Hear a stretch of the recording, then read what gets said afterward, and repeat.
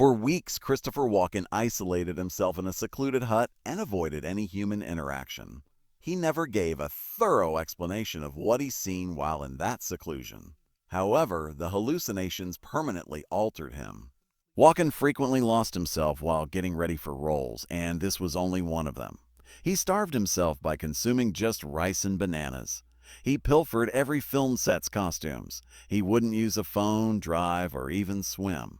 There was a man who lived in continual fear behind the frightening personalities. The reason Walken became the most bizarre celebrity in Hollywood is revealed by the facts about what actually transpired in that cabin. On March 31, 1943, Christopher Walken was born Ronald Walken in Astoria, Queens. His family had just arrived in the United States. His mother, Rosalie, was from Scotland, while his father, Paul, was from Germany. Like many post-World War II immigrant families, they struggled to make ends meet while operating a modest bakery. However, the bakery offered more than just bread. It turned to become the center of their community. The voices and rhythms of dozens of countries, as well as the manner in which people spoke and moved, were all absorbed by young Ronald, who was standing behind the counter. He carried it all with him. Unbeknownst to him, he was developing the peculiar, mesmerizing delivery that would eventually become his signature. His mother had made him a performing act by the time he was 3 years old. She dragged them to auditions while they were costumed like the Marx Brothers. For $50 a week, Ronald began dancing on stage at Brooklyn's Majestic Theater when he was just a toddler. He was already making a few bucks a day as a background kid at NBC Rockefeller Center Studios at the age of 7. Ronald kept an eye on everything, but most people didn't see the boys hanging around behind well-known celebrities like Dean Martin or Jerry Lewis.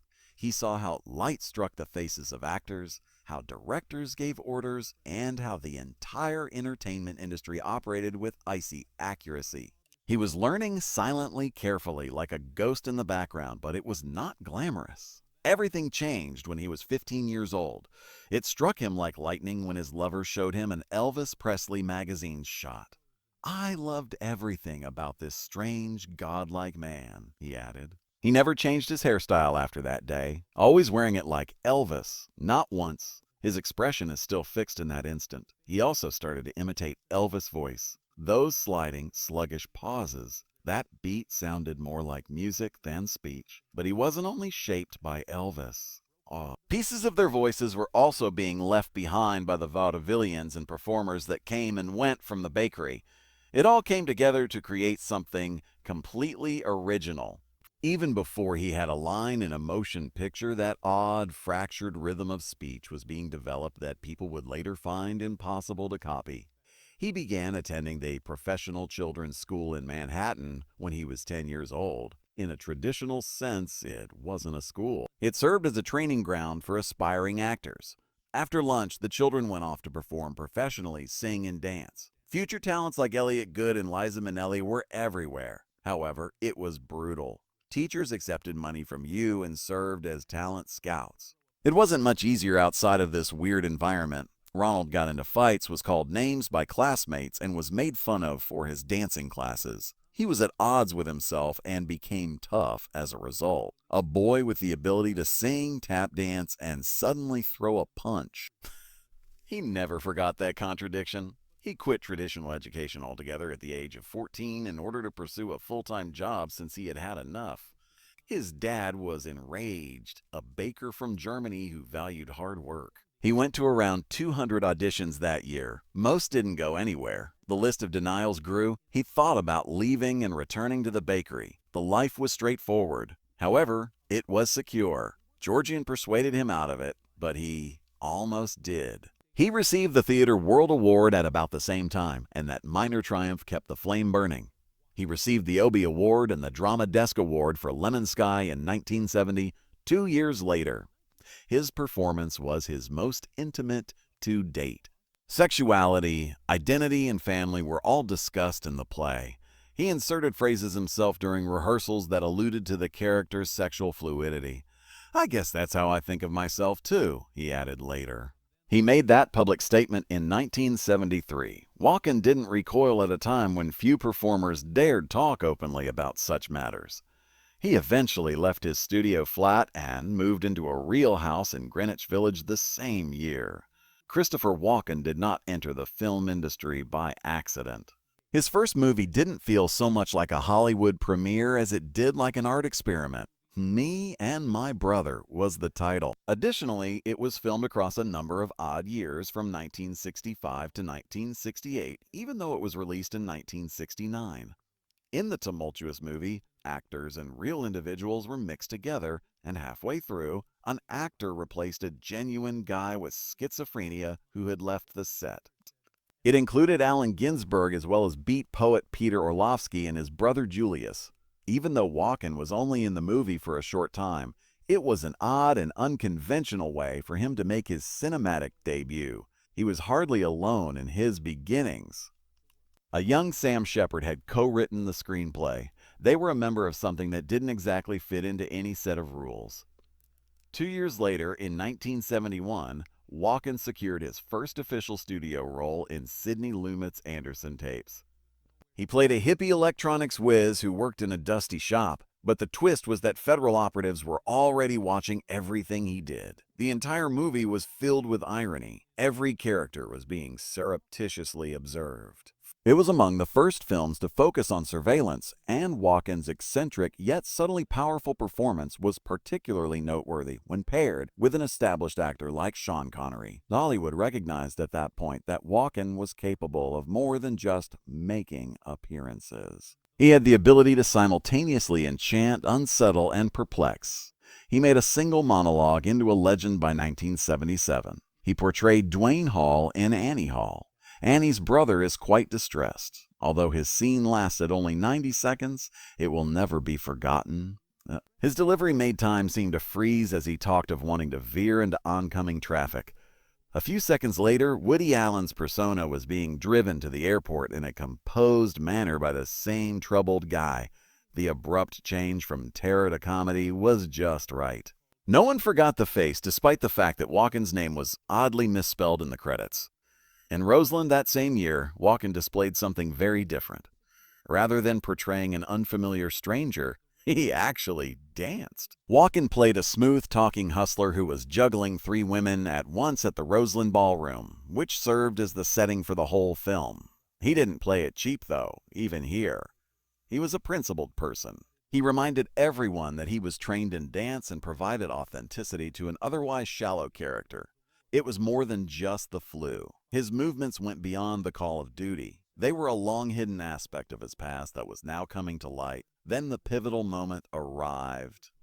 The Deer Hunter made all the difference in 1978. Nick, a steelworker devastated by the Vietnam War, was portrayed by Walken. He went weeks without eating to look the part. Only water, rice, and bananas. He drove his body into a haunted shell, lost sleep, and studied actual veterans. The scenes of Russian roulette were horrifying, and nobody escaped the theater unharmed. Walken won the Academy Award for Best Supporting Actor at the age of just 35. Officially, it was. He was no longer merely odd or fascinating. He was strong. However, he chose to do the unimaginable rather than pursue fame with that Oscar. He and Michael Cimino were teamed in 1980 to make the infamously unsuccessful picture Heaven's Gate. Only $3.05 million of the $44 million was recovered. The fallout was so severe that it destroyed his studio, and many referred to it as a disaster. Walken didn't regret it, though. Decades later, he continued to support the movie. Although it lost him momentum, that loyalty demonstrated his acting prowess. He sought significance rather than hits. Everyone was taken aback by Walken's relocation the next year in 1981. He portrayed a tap-dancing pimp in Pennies from Heaven who uses song to entice women. In a single, memorable sequence, he does a flawless act that includes dancing, stripping, and spinning across the floor in just 5 takes. Not a cut. However, no one called for months following the film's failure. People were unsure about how to interpret him. In addition to being an Oscar winner, he was a risk-taker, a dancer, and an individual who defied categorization. That performance almost put an end to everything, but it became legendary. He went back to something darker and more solitary in 1983. Walken played Johnny Smith, a man who awakens from a coma with the ability to see people's futures in Stephen King's adaptation of The Dead Zone. Walken spent weeks isolating himself in a secluded location in order to get ready. He experienced hallucinations as a result of his seclusion, but he never described what he saw. Even Roger Ebert hailed Walken's portrayal as one of his most emotionally accurate when it came to filming the film's spooky scenes, such as going through a burning house or shaking hands with deadly people. After Pennies from Heaven, it helped him revive his career. He was prepared to dive into something more outrageous by 1985. He turned into a Bond villain with the intention of killing. Zoran Max. He did risky maneuvers well over the Golden Gate Bridge and bleached his hair platinum for the part. He had a lifelong phobia of heights after one harness slip nearly led to catastrophe. However, the character was enduring. Walken made Zoran one of Bond's most memorable adversaries with his smirk and odd one-liners. He appeared to be having a great time and nearly dying at the same time. However, the 1986 performance was the most eerie. It wasn't parody or fantasy at close range. It was tough, intimate, and grounded. Walken portrayed Brad Whitewood, Sr., a vicious mob boss who was modeled after a genuine Pennsylvania murderer. Several of the scenes, which featured horrifying violent moments that weren't in the screenplay, were improvised while he was playing alongside Sean Penn. Even in between takes, Walken remained in character, according to crew members. Audiences were frightened by one scenario in which he attacks a young girl. Critics referred to it as his most radical metamorphosis. He had stopped performing. He was a completely different person. Most people were unsure about Frank White's status when King of New York debuted in 1990. It was odd to see his press suit, shiny hair, and icy gaze, but audiences were truly troubled by his composure. He wasn't played by Christopher Walken like your average gangster. He wasn't idle when he remained motionless. Control was the issue. Every pause and every strange statement about giving drug money to the underprivileged came from a place of loneliness and insanity. Critics at the New York Film Festival referred to it as an abomination, but years later, filmmakers began to imitate it because Walken had been tied in with the character, making him more like a sad notion than a man. That eerie villain with an odd moral code who is exceptionally quiet. That was invented by Frank White. Kaiser Sosa and Anton Chigurh would just be noise without him. Walken had a different agenda when he arrived on the Batman Returns set 2 years later. Behind the scenes, he had another task. He played Max Schreck, the cunning businessman who dealt with monsters. He wanted his clothes. By then, Walken had developed a habit. Not merely for amusement, he pilfered outfits from every film he worked on. It was the way he actually dressed. Characters made up his entire closet. The wardrobe crew had already emptied his dressing room to prevent him from leaving as Batman Returns ended. Over the years, however, he managed to get away with a few things. He once claimed to still be wearing a Giorgio Armani jacket from The Comfort of Strangers, which was released in the 1990s. He said, "I never buy clothes, I pilfer." He included it in his mythology. Walken blurred the boundaries between performance and reality, much like his characters. Walken's performance in the 1993 film True Romance was so accurate that the author was alarmed. The entire questioning scene was scripted by Tarantino. It felt alive in a way that no script should ever feel, even if nothing was intended to be improvised. Walken merely altered the terms cantaloupe and eggplant. The rest was just intent and recollection. Walken got it so right that Tarantino was embarrassed. Not because he made a mistake, he committed every single phrase to memory and transformed it into something perilous. Every word he used to question Dennis Hopper's character came out as threatening. The sequence turned into a masterwork of tension and film. It was the realization, according to Tarantino, of what actors might achieve to his work if they were serious about it. Then, in 1994, came Pulp Fiction. Everything changed with a single monologue about a gold watch that had been handed down from father to son during times of war and captivity. Instead of merely narrating a story, Walken's Captain Coons engrossed the audience. It began as a story of honor. Then he nonchalantly described how he spent 2 years concealing the watch inside his body. Not only were the words memorable, but so was the way he delivered them. The ultimate effect was a flawless fusion of horror and comedy that only Walken could achieve. You're laughing for a minute. The next time you're questioning why you're even laughing. The prophecy transported Walken to a less pleasant version of heaven in 1995. His portrayal of Gabriel the Archangel was anything but angelic. He wasn't doing good deeds, he was pursuing them. Lucifer was unhappy because the soul he required would upset the delicate equilibrium of heaven itself. Gabriel is ultimately dragged to hell by Lucifer, not because he is a bad person, but rather because he is conceited. Walken portrayed him as a proud and envious celestial despot. The type of angel to whom people prayed was not this one. It was the type that caused you to doubt your religious beliefs. Heaven appeared to him as merely another shattered country, governed by Walken in a whisper. He played a part that ultimately led to his second Oscar nomination 7 years later in 2002. He portrayed the melancholy yet endearing father of Leonardo DiCaprio's fugitive con artist, Frank Abagnale Sr., in the film Catch Me If You Can. It wasn't necessary for Walken to seem ominous or frightening. It had to be that he was broken. As the movie progressed through airport scams and frauds, it kept returning to that one man, the father who was losing everything. Every scene, particularly the ones when Walken attempts to reassure his kid that everything will be well even though he no longer believes it himself, was filled with both tenderness and agony. Walken was no longer only intense at the age of 59. He was a person. The majority of actors his age were slowing down in 2007, not Walken. He demonstrated that his origins in musical theater were still present in Hairspray by dancing and singing with John Travolta across the screen. You're Timeless to Me was more than just a song. It was Walken taking back some of his memories of his live stage performances in the 1950s and 1960s, and it was still charming. The movie earned more than $200 million. All of a sudden, he was laughing with families who had only ever known him as the eerie character from those strange films. Not at him. Despite being 64, he moved with the odd vitality he had always had, dancing through nostalgia like a guy half his age. With 7 Psychopaths, he made yet another detour in 2012. He portrayed Hans, a crook with philosophical views who cared more about animals than people. He had that flawless walking rhythm when delivering his lines, somewhere between holy and bewildered.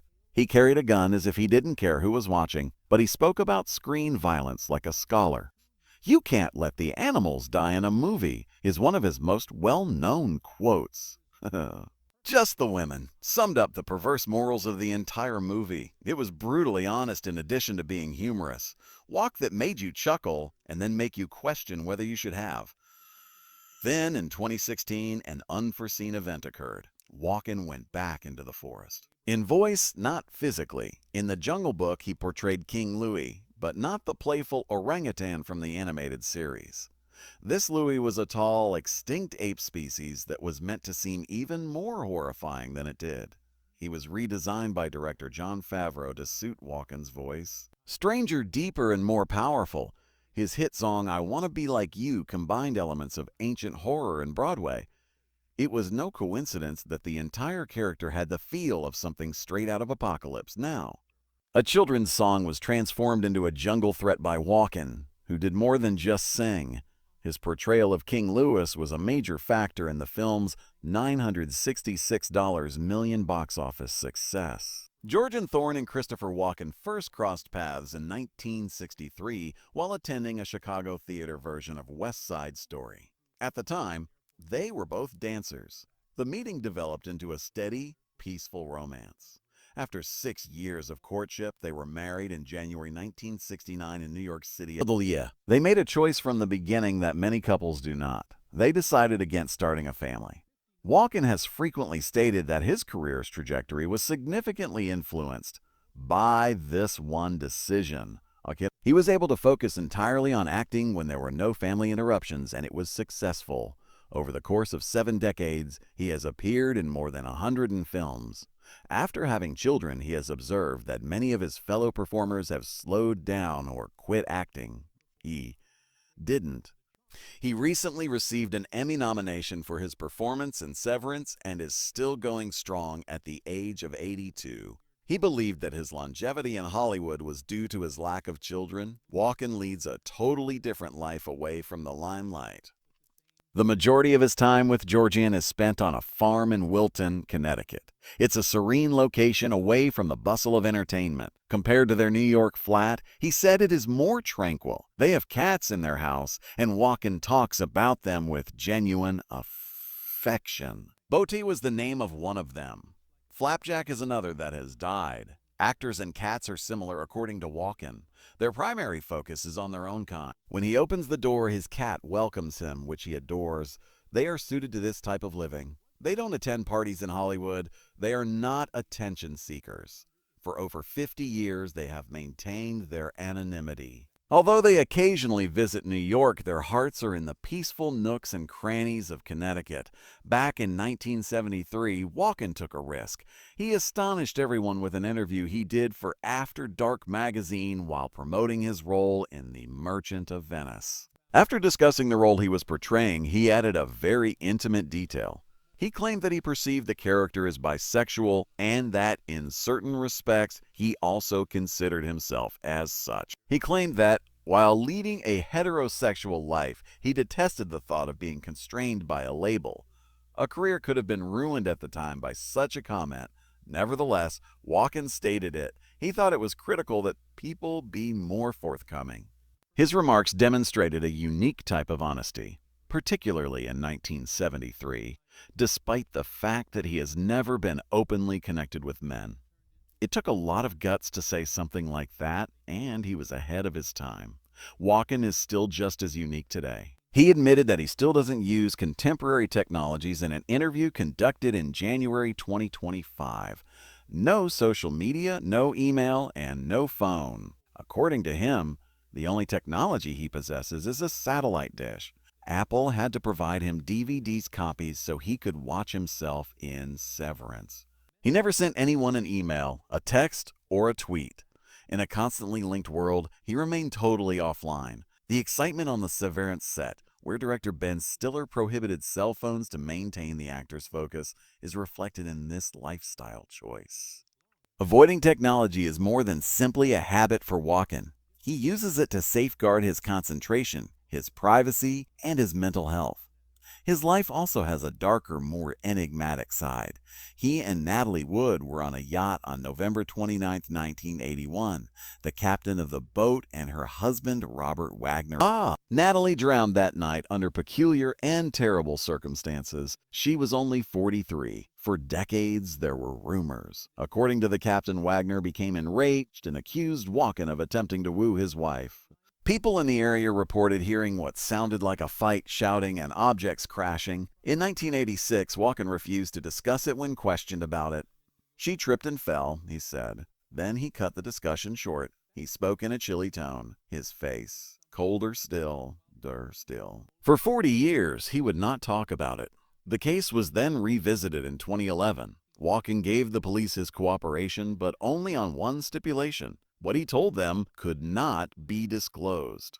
According to Natalie's sister, he probably provided detectives with important information but wished to keep it to himself. The case was no longer regarded as an accident in 2018. The death was now categorized as suspicious. Wagner gained attention as a person. 2 more witnesses came forward, claiming to have heard and even seen the fight. Their statements aligned with what the skipper had previously stated. Investigators may have gained a fresh perspective on the case thanks to Walken's private collaboration. In addition to all of this, Walken has some peculiar behaviors. His practice of stealing clothing from movie shoots is among the most peculiar. Not once or twice, he has years of experience. In 2010, he declared that he never purchases clothing. His entire wardrobe is straight out of a movie set.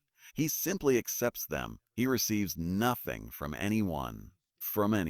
He pilfers them. An ancient black jacket from a 1990 movie in which he portrayed a menacing Italian aristocrat is his favorite piece.